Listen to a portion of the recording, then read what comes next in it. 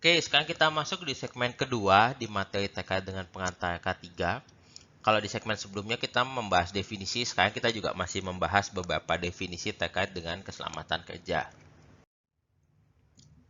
Nah, kalau kita lihat tujuan dari K3 itu sebenarnya didefinisikan pada Undang-Undang Nomor 1 Tahun 1970 ya, sudah sebutkan juga di segmen sebelumnya. Jadi tujuan yang pertama adalah melindungi dan menjamin keselamatan setiap tenaga kerja dan orang lain di tempat kerja. Yang kedua, menjamin setiap sumber produksi dapat digunakan secara aman dan efisien. Dan yang ketiga, meningkatkan kesejahteraan dan produktivitas nasional. Jadi kalau dilihat di sini sebenarnya aspeknya adalah ada dari manusianya, manusia segala setiap tenaga kerja dan orang lain yang ada di tempat kerja. Lalu dari sisi fasilitas, misalnya sumber produksi supaya produksi dapat dilakukan secara aman dan efisien. Dan kalau kita lihat dari definisi K3 kan sebenarnya adalah ilmu dan penerapannya gitu. Jadi memang secara penerapan diinginkan untuk meningkatkan kesejahteraan dan produktivitas nasional supaya yang bekerja di situ sejahtera, produktivitas juga meningkat dan selalu ada di kondisi yang aman. Definisi yang lain adalah insiden K3.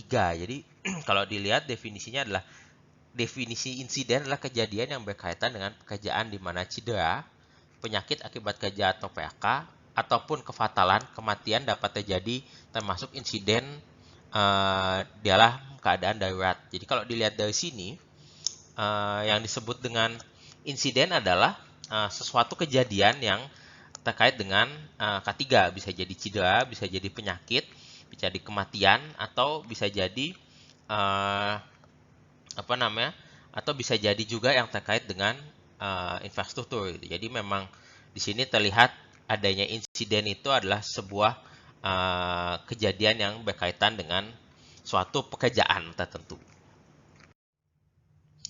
Ada definisi yang lain adalah kecelakaan kerja dan near miss gitu.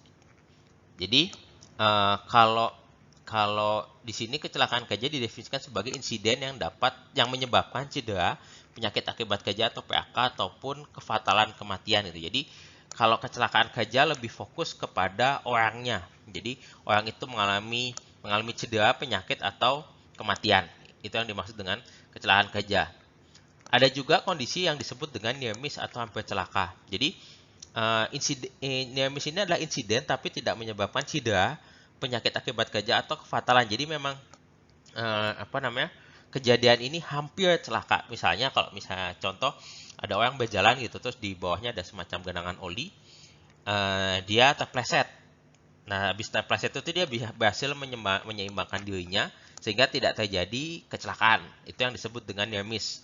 Kalau dia ternyata jatuh dan terjadi misalnya cedera, itu yang disebut dengan kecelakaan kerja. Kedua hal ini menjadi sesuatu hal yang perlu diperhatikan dalam aspek K3 gitu, karena ini adalah hal-hal yang ingin dihindari semaksimal mungkin baik near miss atau kecelakaan kerja apabila seseorang bekerja di suatu tempat kerja. Itu tadi definisi-definisi yang terkait dengan K3. Nanti kita akan masuk ke segmen selanjutnya. Terima kasih atas perhatiannya. Sampai jumpa lagi.